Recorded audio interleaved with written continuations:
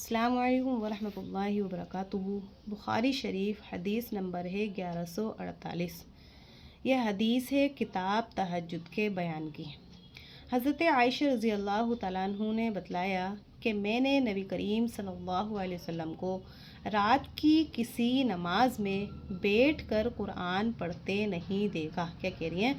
اللہ کے نبی صلی اللہ علیہ وسلم کو میں نے رات کی کسی بھی نماز میں بیٹھ کر قرآن پڑھتے نہیں دیکھا، یہاں تک کہ آپ بوڑھے ہو گئے تو آپ بیٹھ کر قرآن پڑھتے تھے۔ کیا کہہ رہے ہیں؟ جب اللہ کے نبی عمر دراز بھی ہو گئے تھے تب جا کر بیٹھ کر قرآن پڑھتے تھے، لیکن جب اللہ کے نبی 30 یا 40 آیتیں رہ جاتی تھیں تو کھڑے ہو جاتے اور پھر ان کو پڑھ کر رکوع کرتے تھے۔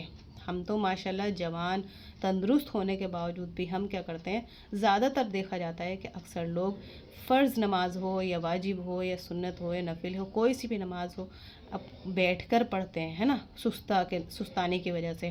کوئی سستا رہا ہے، کہیں یوں ذرا سا ٹانگ میں درد ہے، ذرا یہ ہے، ذرا وہ ہے، یہ کر کے بہانے لگا کے۔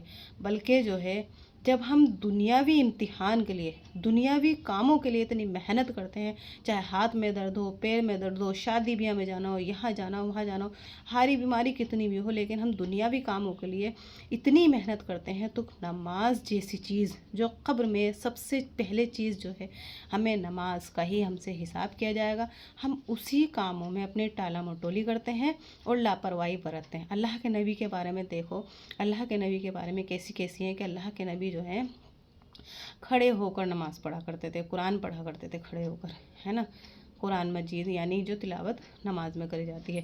یہاں تک کہ اللہ کے نبی جب بوڑھے ہو گئے اس حالت میں بھی اللہ کے نبی بیٹھ کر تو پڑھتے تھے، لیکن جب 30-40 آیتیں رہ جاتی تھی تو آپ اللہ کے نبی جو ہیں کھڑے ہو جاتے تھے اس ٹائم پہ۔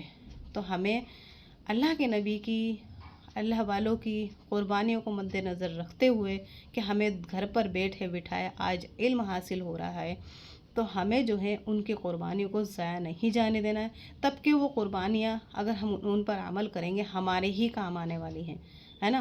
تو ہمیں ان قربانیوں کو اپنے لیے مد نظر رکھتے ہوئے کہ انہوں نے کیسی کیسی قربانیاں دی، آج ہمیں گھر بیٹھے علم حاصل ہو رہا ہے تو ہم خود بھی اس پر عمل کریں، انشاءاللہ پھیلانے کی کوشش بھی کریں، ہے نا، خود بھی عمل کریں اور دوسروں تک پہنچانے کی کوشش کریں۔ جو ہمیں نہیں آتا ہے وہ ہم دوسروں تک سیکھ لیں، دوسروں سے سیکھ لیں، اور جو ہمیں آتا ہے وہ ہم دوسروں تک پہنچا دیں۔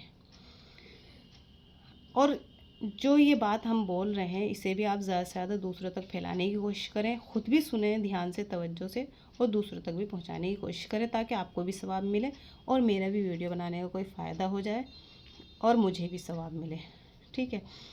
السلام علیکم ورحمۃ اللہ وبرکاتہ۔